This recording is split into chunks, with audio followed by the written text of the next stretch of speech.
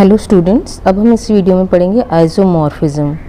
A function from G1O to G2 star will be called as isomorphism if f is homomorphism, f is 1 to 1 and f is onto। तो कोई भी mapping या function G1 से G2 तभी isomorphism होगी अगर f जो है, जो मैपिंग है वो होमोमॉर्फिज्म भी हो, या कह सकते हो फंक्शन जो है वो होमोमॉर्फिज्म भी हो, 1 to 1 भी हो और ऑन टू भी हो। अगर ये तीनों कंडीशन सेटिस्फाई हो जाती हैं तो जो मैपिंग होगी बिटवीन G1 टू G2 या जो फंक्शन होगा बिटवीन G1 टू G2 उसे हम आइसोमॉर्फिज्म कहेंगे।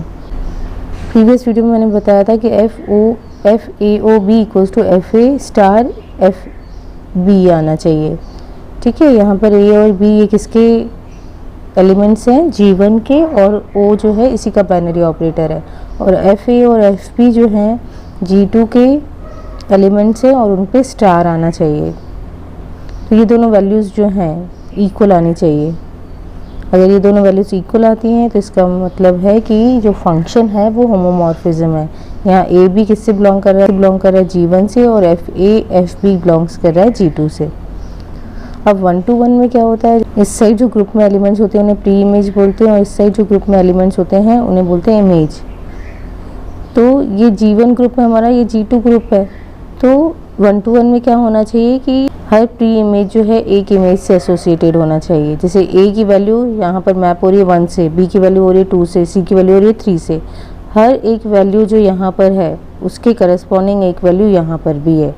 इस साइड भले नंबर बच जाए उससे कोई प्रॉब्लम नहीं है, ठीक है, लेकिन यहाँ पर जो भी नंबर्स हैं, एलिमेंट्स हैं, उनके एसोसिएटेड उनकी इमेज होनी चाहिए, और वो भी सिंगल होनी चाहिए। अगर यहाँ पर दो एलिमेंट जो हैं उनकी सेम इमेज है तो वो मैनी टू वन हो जाएगा।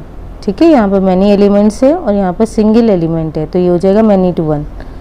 लेकिन हमें क्या चाहिए? 1 to 1। तो 1 to 1 में हर प्री इमेज जो है एक इमेज से एसोसिएटेड होनी चाहिए। और 1 to 1 चेक करने के लिए हमें ये चेक करना पड़ता है कि if F A equals to F B है तो ए इक्वल्स टू बी भी होना चाहिए। कि हम अज्यूम क्या कर रहे हैं, इस साइड के एलिमेंट्स को हम बोल रहे हैं F A and F B. यहाँ ए बी है तो यहाँ पर एफ ए एफ बी होगा। तो अगर यहाँ के एफ ए और एफ बी एलिमेंट सेम है तो यहाँ के ए और बी एलिमेंट भी क्या होगा? सेम होगा। अगर सपोज यहाँ पर एलिमेंट 1 की इमेज जो है वो 3 है, तो और यहाँ पर अगर एक और 3 है तो उसकी प्री इमेज भी क्या होगी? 1 ही होगी। तो अगर यहाँ पर दो एलिमेंट सेम है तो ये एलिमेंट भी क्या होंगे? सेम होंगे। है कि यहाँ पर हमें चेक करना पड़ेगा कि F A equals to F B होगा तो A implies that A equals to B होगा। ऑनटू नेक्स्ट कंडीशन क्या है? ऑनटू की। तो ऑनटू में क्या होता है कि यहाँ पर जो एलिमेंट है उसकी प्री इमेज होनी चाहिए इस वाले ग्रुप में। अगर यहाँ एलिमेंट 1 है तो उसकी करस्पॉन्डिंग वैल्यू क्या है? ए। यहाँ पर 2 है तो उसकी करस्पॉन्डिंग बी है। यहाँ पर 3 है तो उसकी करस्पॉन्डिंग सी है। लेकिन अगर आप इसको देखो तो यहाँ क्या 4 की प्री इमेज अवेलेबल है? क्या नहीं है? तो ये ऑन टू नहीं है। इसे हम 1 to 1 तो कह रहे हैं लेकिन ये ऑन टू नहीं है। लेकिन यहाँ पर अगर देखो तो जितने एलिमेंट्स यहाँ पर हैं उनकी सभी की प्री इमेज अवेलेबल है इस ग्रुप में। तो ये ऑन टू है और ये 1 to 1 भी है। क्यों? क्योंकि ए के करस्पॉन्डिंग 1 है, बी के करस्पॉन्डिंग 2 है और सी के करस्पॉन्डिंग 3 है। क्योंकि यहाँ पर ए जो है सिंगल वैल्यू से एसोसिएटेड है, बी जो है सिंगल वैल्यू से एसोसिएटेड है और सी भी सिंगल वैल्यू से एसोसिएटेड है। तो ये जो एग्जाम्पल है ये 1 to 1 भी है और ऑन टू भी है। तो हमें ये तीनों कंडीशन सेटिस्फाई करनी होती है, होमोमॉर्फिज्म 1 to 1 और ऑन टू। और ऑन टू में हम चेक करने के लिए क्या यूज़ करते हैं? If F X equals to Y होना चाहिए। अगर यहाँ का कोई एलिमेंट y है तो उसके करस्पॉन्डिंग उसकी प्री इमेज भी होनी चाहिए। तो क्वेश्चन के थ्रू हम समझते हैं कि सपोज हमारे पास दो ग्रुप हैं z प्लस और g, x, और g को डिफाइन किया गया है कि g में जो एलिमेंट्स है वो 2 to the power n है और n बिलोंग्स करता है z से। फंक्शन है z to g और fn गिवन है हमें 2 to the power n for all n belongs to z। Check whether it is isomorphism और नॉट। फर्स्ट हम चेक करें, चेक f इज होमोमॉर्फिज्म। तो उस केस में हम क्या कर रहे हैं? Let n1 and n2 belongs to z। हम दो एलिमेंट्स ले रहे हैं z के और ले रहे हैं n1 और n2। अब हम f of n1 plus n2 कर रहे हैं क्योंकि इस साइड का जो ऑपरेटर है वो प्लस है, तो हमने लिया f of n1 plus n2। अगर इसको हम देखें तो यहाँ f ऑफ n था, तो यहाँ 2 of n 2 to the power n था। अगर f of n1 plus n2 लेते हैं तो ये क्या हो जाएगा 2 की पावर n1 प्लस n2। और 2 की पावर n1 प्लस n2 को हम कैसे लिख सकते हैं, 2 की पावर n1 इंटू 2 की पावर n2। 2 की पावर n1 मतलब यहाँ पर क्या हो जाएगा f ऑफ n1, और 2 की पावर n2 मतलब हो जाएगा f ऑफ n2। तो हमने ये प्रूफ कर दिया कि f of n1 plus n2 equals to f of n1 into f of n2। Homomorphism में यही हमें प्रूफ करना होता है कि इस साइड का जो ऑपरेटर है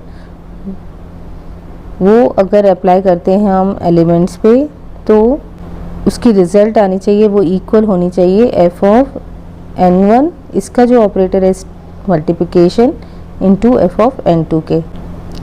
तो this function f fulfils the condition of homomorphism. Second हमें क्या चेक करना है कि f इज़ 1 to 1। 1 to 1 के लिए हमें क्या चेक करना पड़ेगा कि if fx equals to fy है तो x इक्वल्स टू y होना चाहिए। xy यहाँ पर क्या है n1 और n2। अगर f of n1 equals to f of n2 है for all n1 n2 belongs to z, तो n1 इक्वल्स टू n2 होना चाहिए। यहाँ पर हमारा x और y क्या है n1 n2। तो यहाँ पर हमें ये प्रूफ करना होगा कि अगर हम fn1 इक्वल्स टू fn2 करते हैं तो हमें n1 इक्वल्स टू n2 मिलना चाहिए। तो every element in z has an unique image in g। जितने भी एलिमेंट z में हैं उनकी यूनिक इमेज होनी चाहिए g में। यहाँ कह सकते हैं हम every element in g has one pre image in z। यहाँ से यहाँ का एलिमेंट भी सिंगल होना चाहिए और यहाँ से यहाँ का एलिमेंट भी सिंगल होना चाहिए, तभी हम कहेंगे 1 to 1 मैपिंग है। तो late n1 n2 belongs to z, और हमने ले लिया कि f1 f n1 equals to क्या है f n2 है। तो f n1 मतलब 2 की पावर n1, क्योंकि हमें fn क्या दिया हुआ है 2 की पावर n। तो f n1 की वैल्यू कितनी हो जाएगी 2 की पावर n1, और f n2 की वैल्यू कितनी हो जाएगी 2 की पावर n2। और हमें पता है कि अगर बेस सेम होता है तो पावर्स भी आपस में क्या होते हैं, सेम होते हैं। तो यहाँ पर n1 इक्वल्स टू क्या हो जाएगा n2। तो हमने प्रूफ कर दिया कि अगर f n1 equals to f n2 है तो n1 इक्वल्स टू n2 होगा। तो देयरफॉर f इज़ 1 to 1।